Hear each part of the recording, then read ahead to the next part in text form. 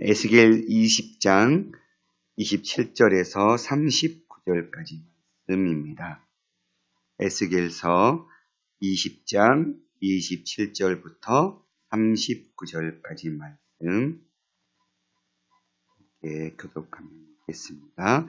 그런즉 인자야 이스라엘 족속에게 말하 이르라. 주 여호와께서 이같이 말씀하셨느니라. 너희 조상들이 또 내게 범죄하여 나를 욕되게 하였느니라.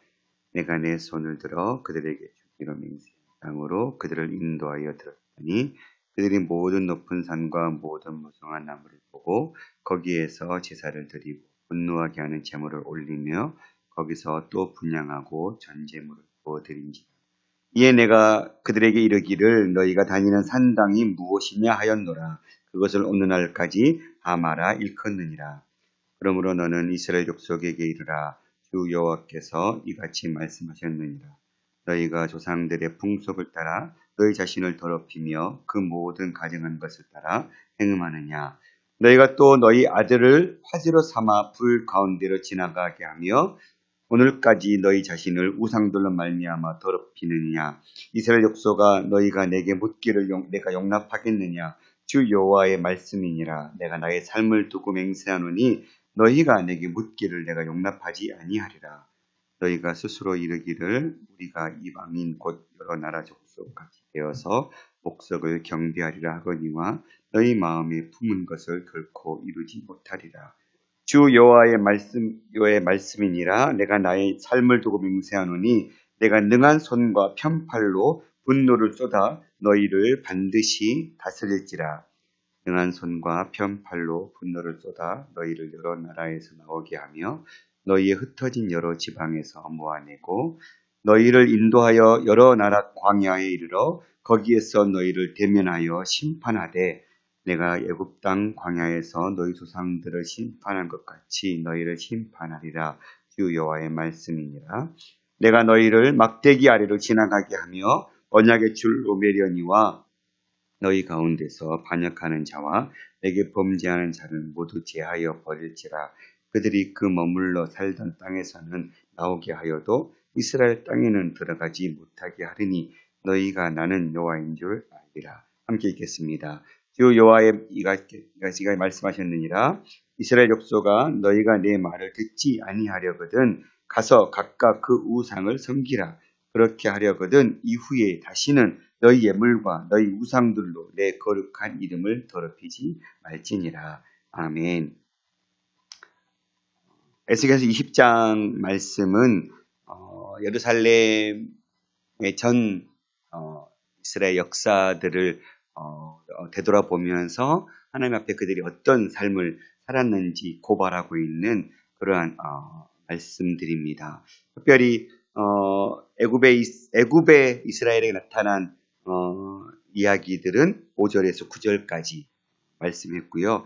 광야의 이스라엘에 대해서는 10절에서 26절까지 그들이 애굽에서 어떻게 하나님을 배신했고 또 광야에서도 어떻게 하나님 앞에 불의한 일을 행했는지 고발했던 이유는 1절에 보면 7째 해 5째 달 10째 날에 이스라엘 장로들이 여러 사람 앞에 여호와께 물으려고 와서 내 앞에 앉았다라고 표현하고 있습니다.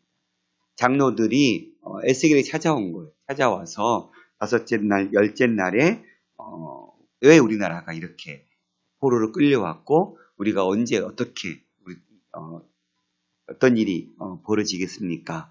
우리의 운명은 어떻게 되겠습니까? 아마 물었겠죠. 그에 대한 주님의 대답은 3절에 보면 인자의 이스라엘 장로들에게 말하 이르되 주 여호와께서 이렇게 말씀하셨느니라. 너희가 내게 물으려고 왔느냐? 내가 나의 목숨을 걸고 맹세하거니와 너희가 내게 묻기를 내가 용납하지 아니하리라. 주 여호와의 말씀.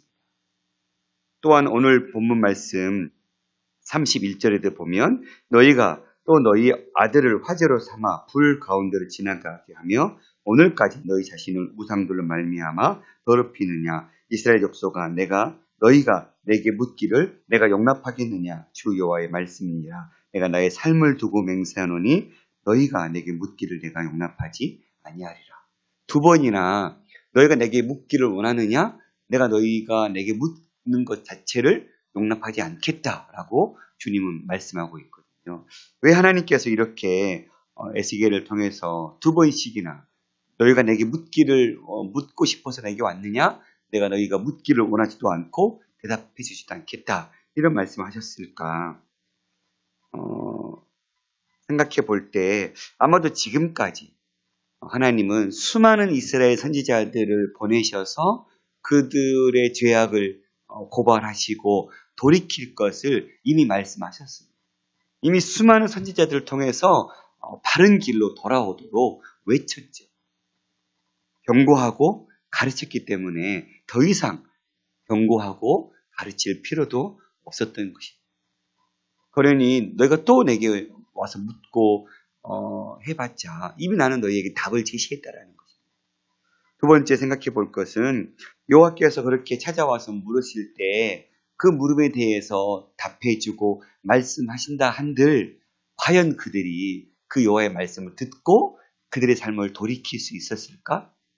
하나님은 그들이 하나님의 말씀을 들어도 순종하지 않고 자기 마음대로 행할 것을 아마 아셨던 것 같아요. 내가 아무리 정답을 제시해도 너희가 그 정답에 너희의 삶을 돌이키고 회개하고 돌아서는 일을 너희가 하지 않을 거잖아. 내가 아무리 정답을 말씀해줘도 너희는 결국은 너희 뜻대로 내 삶을 선택할 거잖아. 아마 이런 마음에 하나님은 너희가 아무리 물어도 묻지도 않게 할 것이고 대답해 주지도 않겠다. 이렇게 말씀한 것이 아닐까. 오늘 20장 전체 말씀에 보면 하나님께서 오늘 3절에서 또 31절에도 말씀하셨던 것처럼 내가 나의 삶을 두고 맹세한다. 이런 표현을 쓰고 있거든요. 전체 20장 전체 말씀 가운데 맹세라는 단어가 9번이나 나와요. 그러니까 과거의 애굽에서부터 광야의 과거의 백성들의 죄악들을 이야기하면서 내가 맹세한다. 또 내 이름이라는 단어를 8번이나 쓰고 있거든요. 그러니까 3절에서 5절에서 6절에서 15절에서 28절에서 31절, 33절, 42절에 내가 맹세한다라는 말들을 9번이나 쓰고 있어요. 동일하게 그 맹세를 이야기하면서 내 이름이라는 단어를 또한 8번이나. 그러니까 내가 내 이름을 가지고 걸고 맹세한다. 이런 표현들을 비롯해서 왜 자꾸 맹세, 내 이름이라는 단어를 쓰고 있을까요? 하나님은 이스라엘 백성들을 아브라함 시대부터 택하셨고 모세 시대, 다윗 시대에 이르기까지 하나님은 그 백성을 택하셨고 그 택하신 백성 앞에 하나님께서 선택하셨기 때문에 그 뜻, 그 맹세, 하나님의 그 계획하심에 대해서 하나님 책임지신 거예요.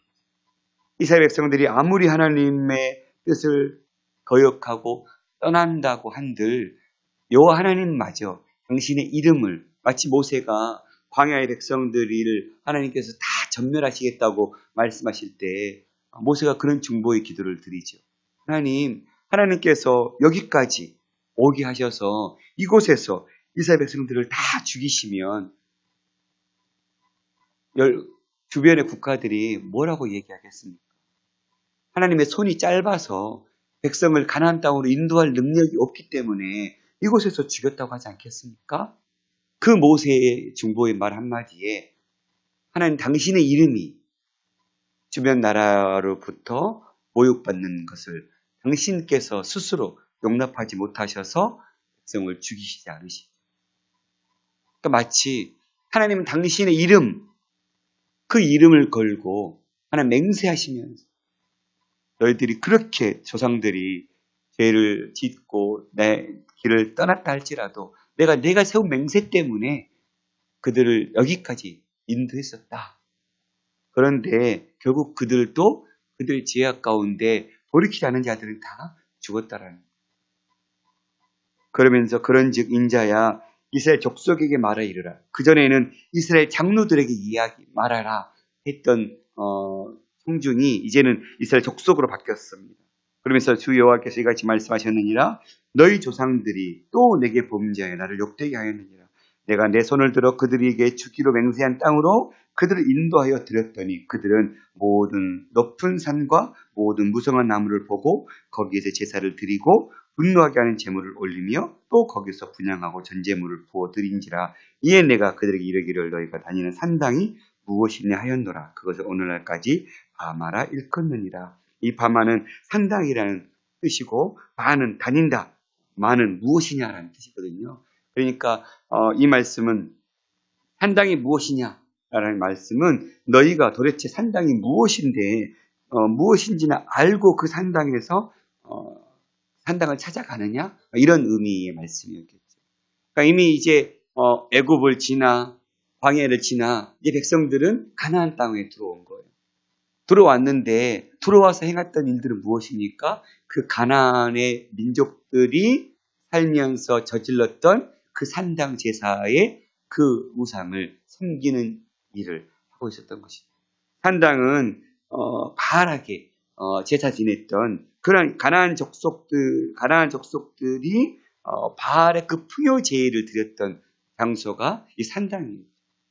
물론 이스라엘 백성들이 가나안 땅에 들어와서 처음은 산당 제사를 드렸습니다. 그러나 그들은 바알에게 제사를 드린 것이 아니라 하나님께 제사를 드렸죠. 예루살렘의 중앙성소가 완성되기 전에는 그렇게 산당 제사를 하나님께서 일시적으로 허락하셨어요.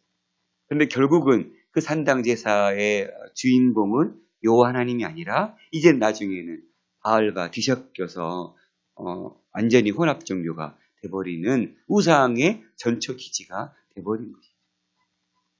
그렇게 그들은 그 산당에서 하나님을 예배하는 것이 아니라 우상을 섬기는 그런 죄악들을 약속의 땅에 들어가서도 계속해서 지속적으로 하나님을 떠나는 그런 일들을 하고 있었던 것이지. 그러므로 너는 이스라엘 족속에게 이르라. 주 여호와께서 이같이 말씀하셨느니라. 너희가 조상들의 풍속을 따라. 그러니까 애굽에서부터 나왔던 그 모든 조상들의 그 삶의 모습을 따라 너희 자신을 더럽히며 너희 모든 가정한 것 따라 행음했다. 이게 과거의 이제 모습들이었다면 30절부터는 이제 현재 지금 묻고 있는 또 특별히 포로로 끌려가 있는 이 백성들에게 말씀해주고 있는 것이죠.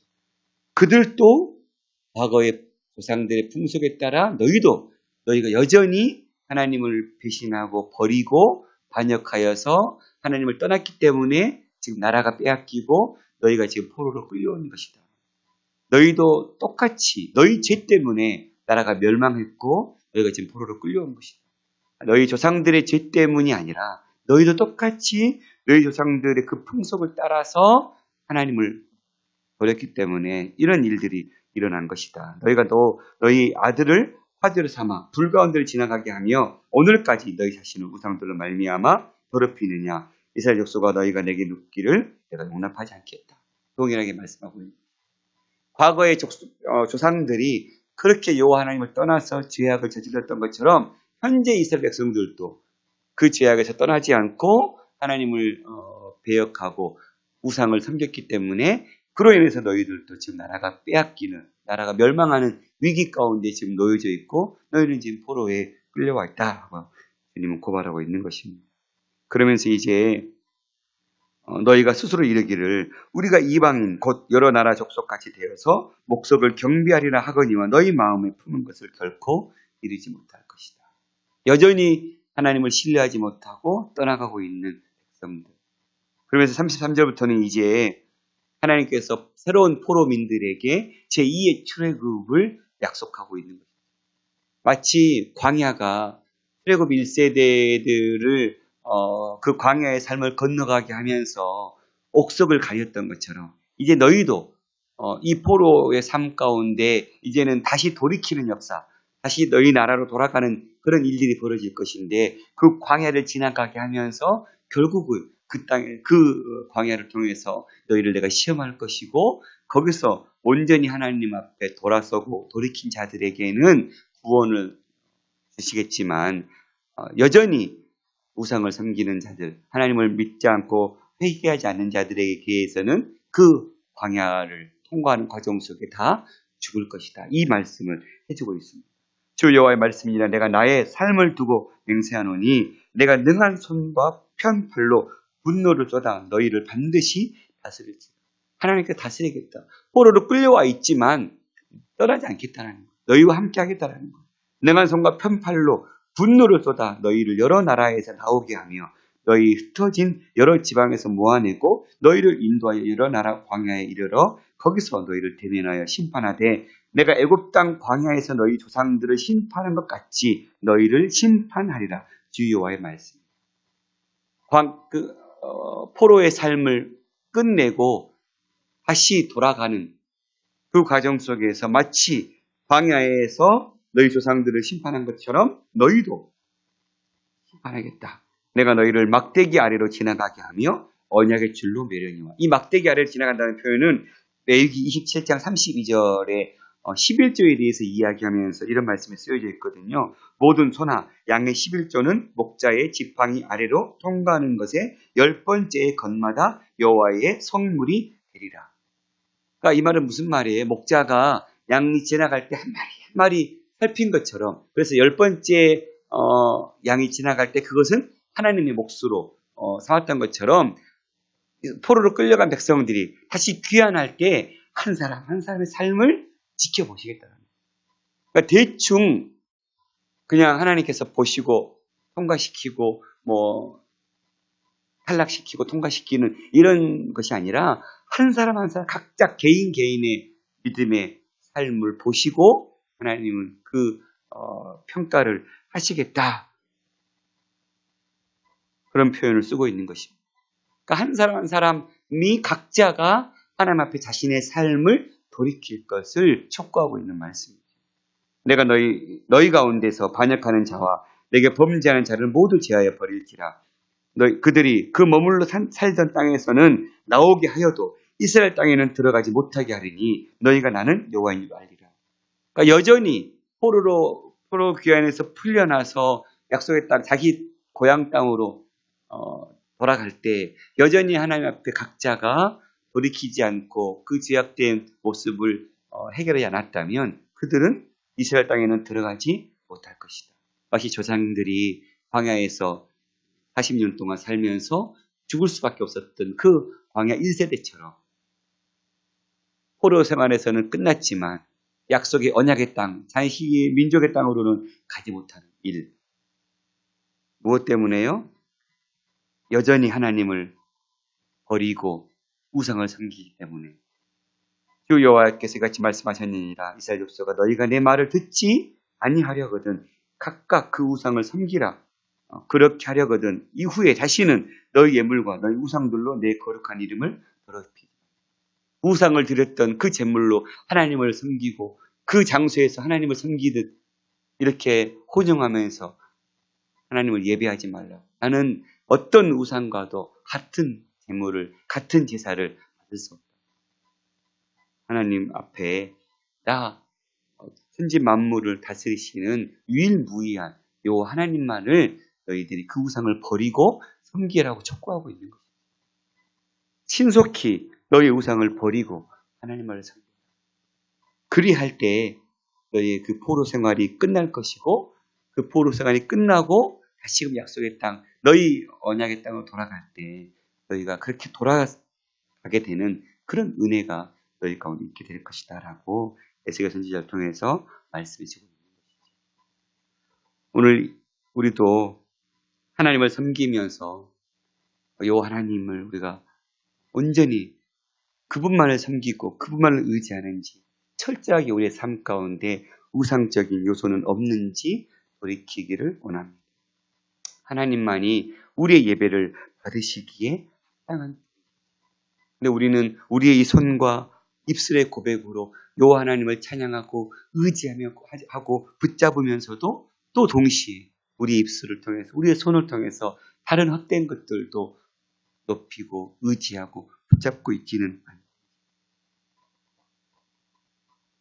하나님은 다른 것과 함께 적당히 섬기는 삶을 우리에게 요구하십니다.